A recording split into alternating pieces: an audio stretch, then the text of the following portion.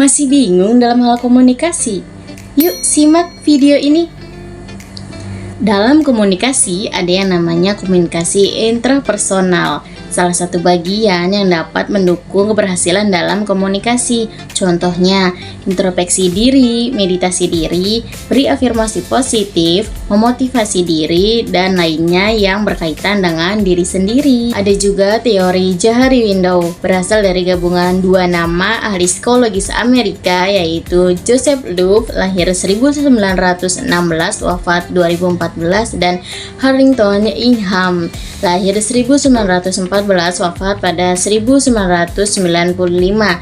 Teori ini dikenal pada tahun 1955.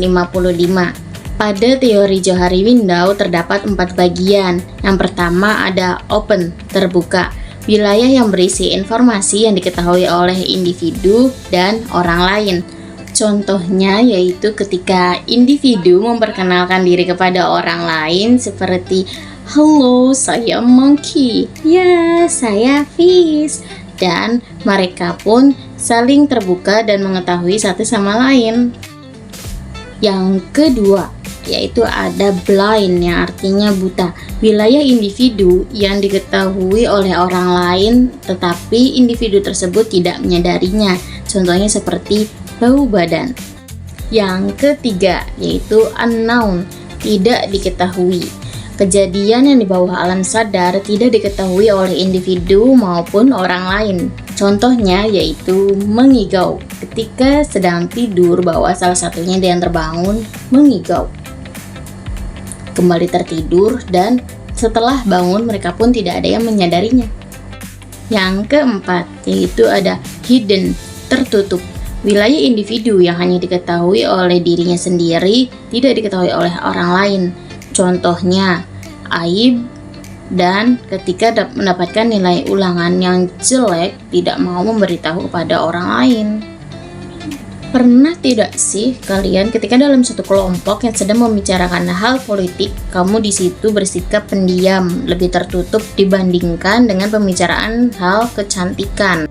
Maka dari itu, kita perlu memahami diri dalam komunikasi agar dapat meningkatkan kesadaran diri. Ada 5 usaha untuk meningkatkan kesadaran diri menurut Joseph A. DeVito 2011. Yang pertama ada dialog dengan diri sendiri atau seperti introspeksi diri. Yang kedua yaitu mendengarkan. Kita belajar mendengarkan agar sesuatu hal yang tidak kita sadari kita dapat perbaiki. Yang ketiga yaitu mengurangi daerah buta. Kami harus lebih peduli dengan diri sendiri. Yang keempat ada mengamati diri sendiri dari sudut pandang yang berbeda. Yang kelima yaitu memperluas daerah terbuka. Dalam hal komunikasi, kami pun perlu mengetahui faktor yang mempengaruhi pengungkapan diri. Pertama, yaitu besar kelompok. Ketika kita dalam satu kelompok yang besar, kita lebih percaya diri dibandingkan dengan kelompok yang kecil. Kedua, perasaan menyukai. Ketika kita berbicara dengan seseorang yang kita sukai, kita lebih terbuka dibandingkan dengan orang yang tidak kita kenal. Kita akan lebih tertutup. Ketiga, efek diadik.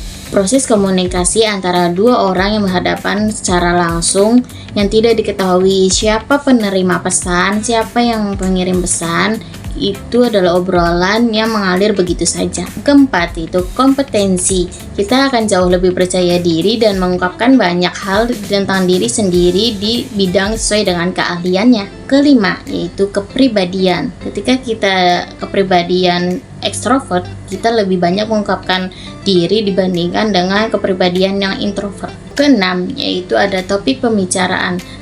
Ketika sedang dalam topik pembicaraan yang sesuai dengan kita akan lebih percaya diri, lebih banyak mengungkapkan diri di topik tersebut. Ketujuh, jenis kelamin. Ketika kita sedang berbicara sesuai dengan jenis kelamin kita, perempuan dengan perempuan, kita akan lebih terbuka, lebih nyaman obrolan di dalamnya. Oke, jadi itu adalah semua hal yang dapat membantu kita dalam berkomunikasi. Teruslah berkomunikasi dengan gaya kita sendiri. Saya Hanisa Fitri, see you.